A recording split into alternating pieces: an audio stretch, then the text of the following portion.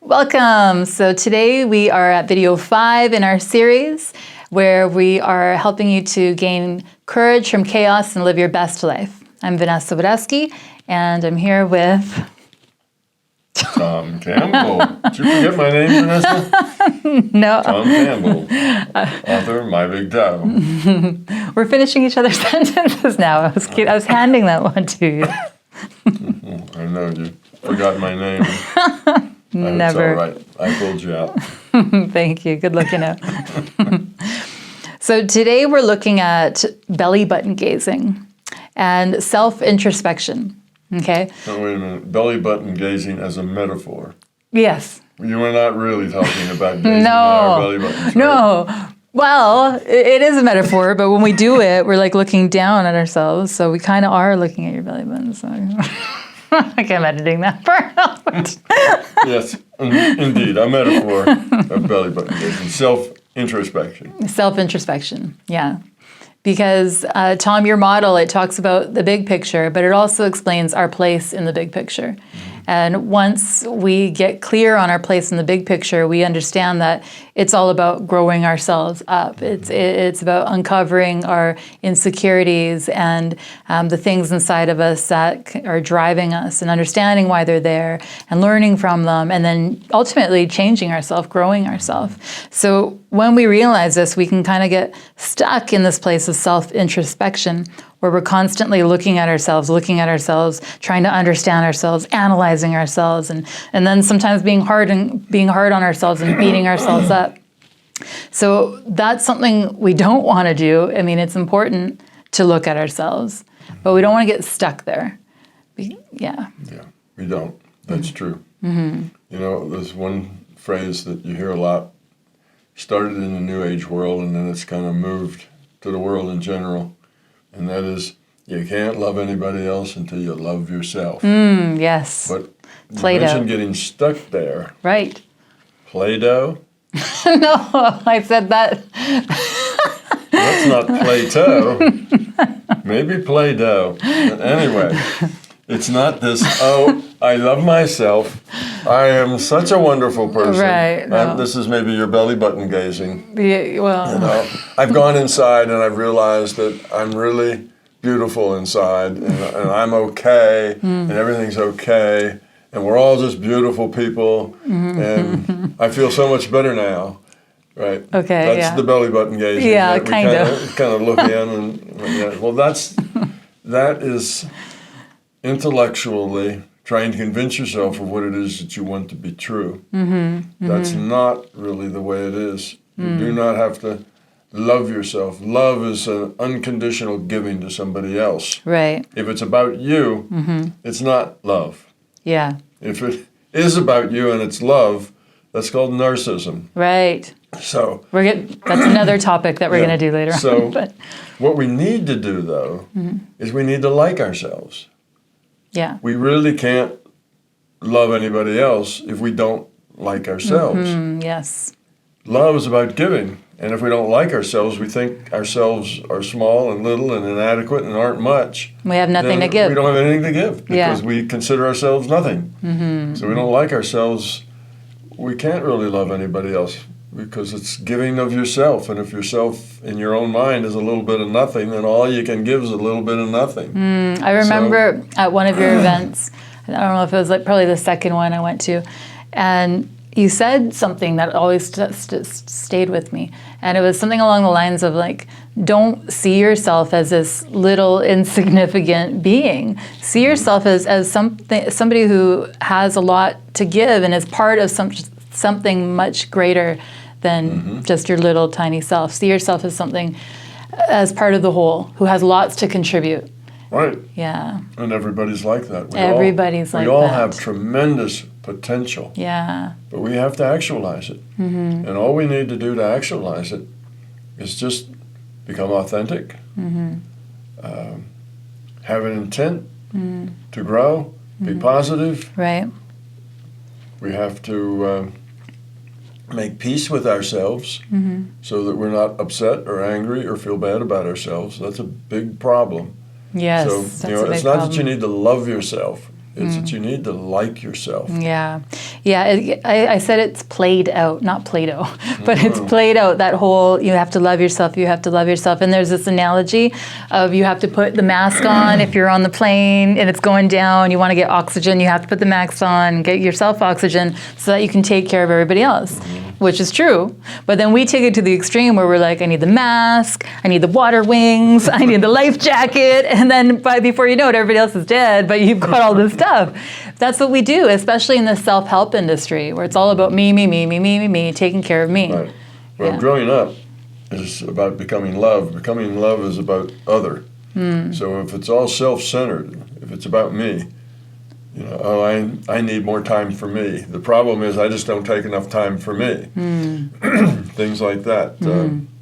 I need to stop letting people push me around. I need, if it's all I, what I want, all you're doing is exercising your self-centeredness. Yeah. That's not it. You may indeed need to let people, have people not push you around. These things may be facts, but you need to get there from the opposite direction.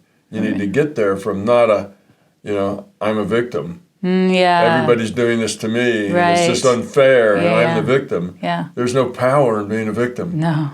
A victim is powerless. Right. You have to do it from the direction of, I am somebody. I have a lot of potential. I can grow up and be, a wise person. I can grow up and be meaningful and helpful to other people. I can be important to other people because of what I have to give. Or even, I am a helpful person. Right. Yeah, and I can be more, right? And I can be more. And I can be more of that. Yes. I can grow myself. That's actualizing your potential. That's coming from a positive place. That's coming from a place of empowerment. Yeah. I can grow. I can change myself. I can become. I can evolve. And I can be successful in the big picture, which means lowering my entropy. So if you feel that way, you're leveling up. Doesn't matter if you are poor or rich or whatever, have lots of friends or few friends. None of that really matters. What matters is that you sincerely want to be able to give more, that it's about other people. How can I help? What can I do to help other people instead of, oh, poor me. Everybody, disses me. I'm at the bottom of everybody's list, and I didn't get invited to the party. And, what's wrong with me? Something must be wrong with me. And something must be wrong with me. And there's a balance too, though, right? Because a lot of us do have these feelings of inadequacy and insecurity, and so it's acknowledging that we have these feelings and then letting them go, or actively working on them to let them go. Well, yes, you have to acknowledge them first. You have to be authentic, and you have to see who you are. And that includes all the ugly stuff, too. Right. You have to see who you are, all the fears that you have. Yes. You need to own them. Yeah. All that inadequacy, you need to own it. And then after you own it, you have to say in your mind, you have to have this intention, I don't want to be just that. I want to be more than that. And okay, I'm going to be who I am.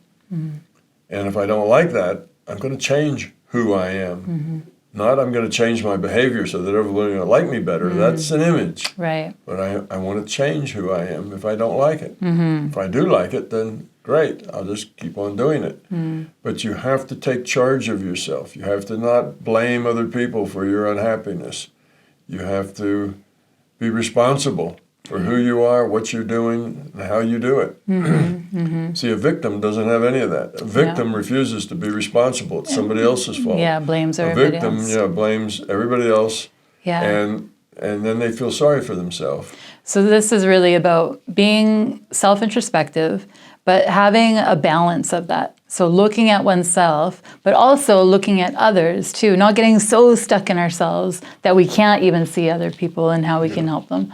So it's a fine balance. Being stuck in yourself is, again, what we call narcissism. Narcissism. Right? We're going to talk about that later. That's stuck in yourself. Yeah, it is, but You also can't see anything but yourself. and not just narcissists. You know, people with really low self-esteem. Well, narcissists have really low self-esteem, but I mean, people who are really quiet and shy. Even a lot of, well, not a lot, but some people show up that way in the world where they're really quiet and shy. Right. They don't contribute because they don't think they have a lot to give. People who feel very inadequate have kind of two classical choices. One, they can be the shrinking violet and be shy and not interact because they know they're not very good and they don't have much to offer, so they stay on the sideline. The other choice is to be arrogant and pushy and bigger than life. Right. And if anybody doesn't like it, you shove them, you know, and say, yeah, what about deal with me, you know? I'm somebody you have to deal with. That's a cover-up. Right. That's the cover-up for somebody who insecurity. feels insecure. You got They it. cover up by acting like a bully, Yeah. pushy, demanding, You're right. domineering, you see. So both of those represent somebody who feels inadequate. Yeah. And both of those represent somebody who is self-centered. Yeah. So the shrinking violet can be self-centered, and the arrogant person self-centered. Yeah. But it doesn't mean that every shrinking violet is self-centered. No, it doesn't. No. Or that any bigger Big than life kind charismatic of is pushy no, people yeah, is not. exactly. It just says that those are strategies by which insecure people try to hide that insecurity from themselves. Right, but you can't make a blanket statement and say No, everybody they're that's not like this blanket way, statements. because it always comes back to your intent. Like, what is your Exactly. intent behind your attitude? Yeah, It's so never about behavior. It's always about intent. that's right. If your intent is good, then you're doing the right thing. Yeah, But that intent has to be not an intellectual intent, but a being level intent. and belly button gazing, because you've heard of the term belly button. Yeah. I know what you mean. Yeah, they talk. I don't know where it came from, but and then you mentioned it in your book because you're like, instead. What did you say again in your book? I was making a joke in my book, and I said something about in that it was toward the last book, the last part of the last book, Okay. and I'm making a joke, and I mentioned about all those people who have been gazing at their belly button because that is a kind of a metaphor out of meditation. Yes. You know, you meditate on a thing, and maybe a mandala or something else, and because it's going inward, it's inside self. The metaphor was belly button gazing, and I mentioned that all those people who have been terribly challenged in the belly button gazing because they needed mirrors and all kinds of other props in order to see their belly button, Right. that they should be greatly relieved that it's about the toe. That's why all those monks wear sandals, because it's the toe, don't you know, not the belly button. Right. Well, that's just a joke.